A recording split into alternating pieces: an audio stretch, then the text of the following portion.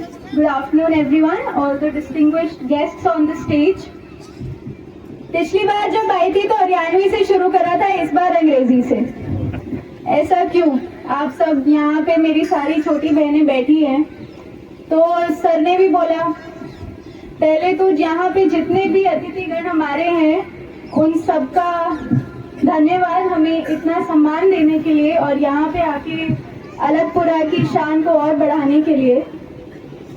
उसके बाद सारे यहाँ पे खिलाड़ी, उनके परिवार वाले, कोचेस और जो भी यहाँ पे आए हैं जिन्होंने इतना सपोर्ट किया है अलकपुरा की लड़कियों को।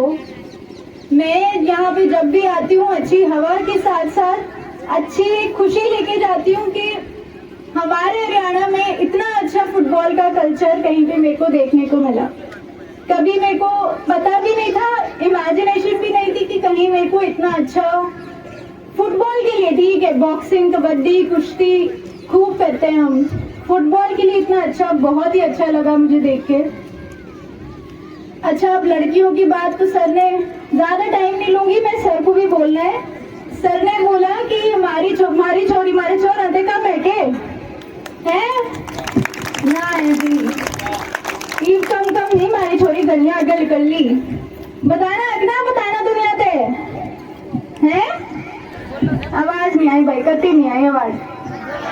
बताना है दंगल तईब फुटबॉल में बताना है हमने, है ना। चलो, हर फील्ड में जहाज उड़ाएंगे, ऑफिसर बनेंगे, डॉक्टर बनेंगे और सबसे अच्छे खिलाड़ी भी बनेंगे। Thank you very much. हम सब उस परिवार के हैं और फुटबॉल की परंपरा को हम अब हिंदुस्तान में उसी परचम तक ले जाने की कोशिश कर रहे हैं और उसमें पूरे देश में हम गर्व के साथ कह सकते हैं कि हरियाणा का अलकपुरा का नाम देश में नहीं अब तो विदेश में भी गूंजने लगा है। तो मैं अलकपुरा के सभी ग्रामवासियों को, अलकपुरा के पंचायत को, अलकपुरा के निवासियों और इन बच्चों को, खिलाड़ियों को अपनी ओर से, हरियाणा फुटबॉल एसोसिएशन की ओर से हार्दिक बधाई देना चाहता हूं कि आपने हमें ये गौरव दिया है कि हरियाणा फुटबॉल एसोसिएशन भी आज ऑल इंडिया फुटबॉल फेडरेशन में जाकर के गर्व से सिर खड़ा करके, सिर ऊंचा करके कहती है कि अब हरियाणा वो हरियाणा नहीं रहा फुटबॉल में जो कभी जाना जाता था, सुना जाता था। पहले भी अंतर्राष्ट्रीय स्तर पर हालांकि हरियाणा के खिलाड़ी खेलते रहे, लेकिन वो मेंस में थे, वो युवाओं में थे, युवकों में थे।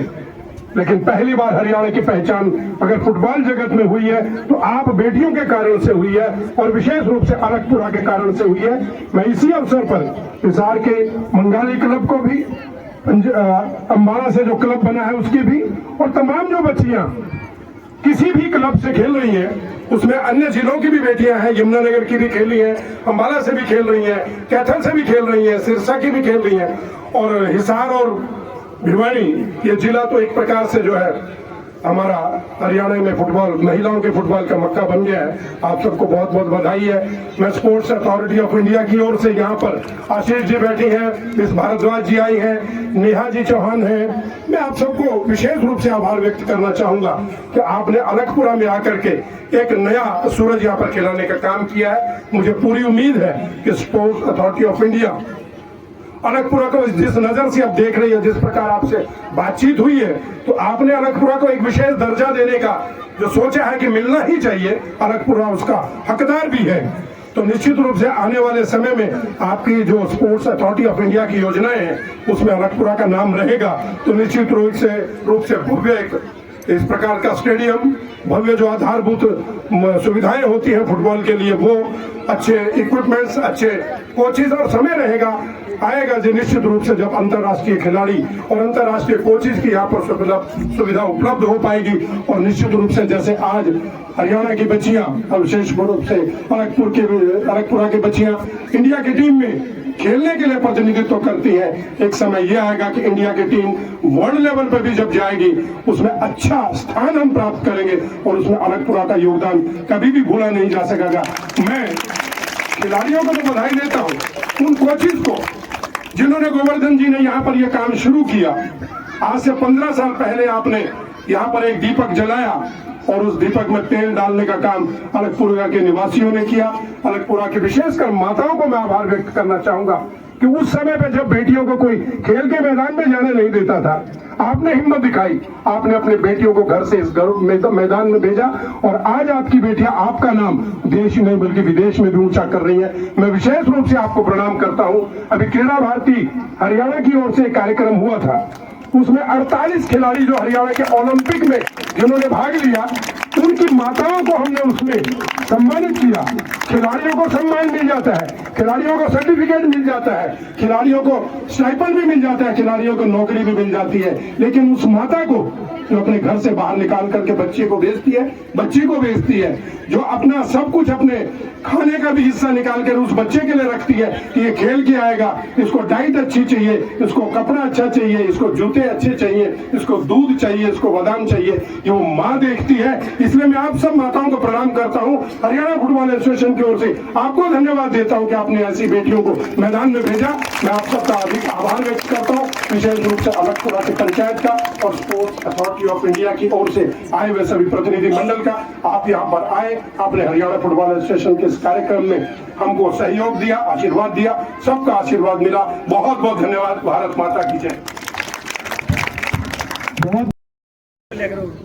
All India football federation, Haryana football association, Alagpura की पंचायत, यहाँ के स्कूल, यहाँ की माताएं, बहनें और एथलीट्स, आप सभी का मैं आभार व्यक्त करता हूँ साई सोनीपत की तरफ से कि आपने एक ही विजिट में अलगपुरा के गांव की संस्कृति, यहाँ के डांस, यहाँ के अलगपुरा का अपना सॉन्ग है जो हमें काफी पसंद आया, उससे जुड़ने का मौका दिया।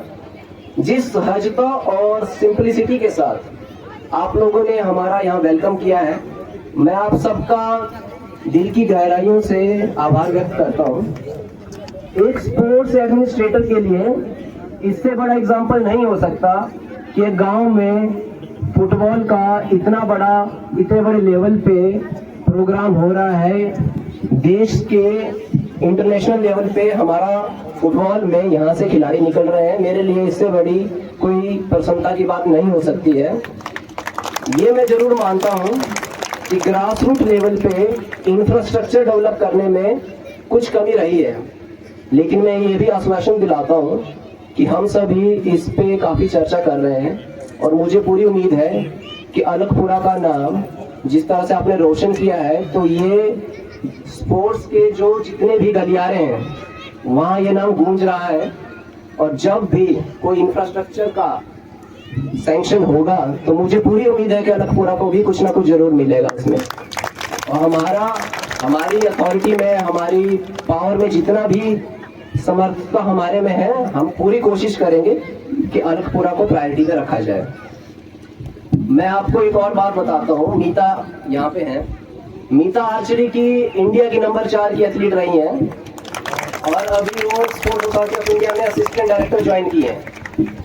तो आपके सामने एग्जाम्पल है नारी शक्तिकरण का कि कैसे एक खिलाड़ी पढ़ने के बाद आज स्पोर्ट्स एडमिनिस्ट्रेशन में आ रहे हैं।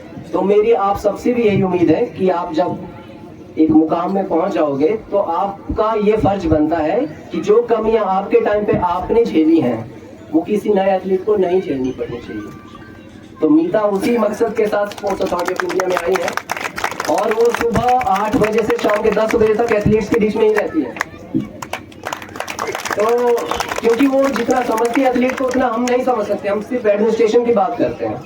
तो मेरी ये दिल से तमन्ना है कि जितने भी खिलाड़ी हैं वो अपनी एजुकेशन पे भी ध्यान दें और स्पोर्ट्स एडमिनिस्ट्रेशन में भाग लें, चाहे वो फेडरेशन लेवल पे हो, स्टेट गवर्नमेंट लेवल पे हो या साई में हो। इसके अलावा जो ये अस्मिता लीग है, जिसे पहले खेलो इंडिया वुमेन्स लीग के नाम से जाना जाता था, इस बार हमारा टारगेट है कि वुमेन्स लीग कम से कम 500 कराई जाए पूरी इंडिया में। और जितनी भी फेडरेशंस है, फुटबॉल फेडरेशन हो या जितनी भी डिसिप्लिन हैं, उन सभी फेडरेशंस का हमें बहुत सहयोग मिला है। तो मैं Haryana football association and AIFF का भी धन्यवाद करता हूँ कि उन्होंने हमारा इसमें बहुत साथ दिया है। जितना भी पेपर वर्क होता है यही लोग करते हैं। तो बहुत बहुत धन्यवाद। हैं।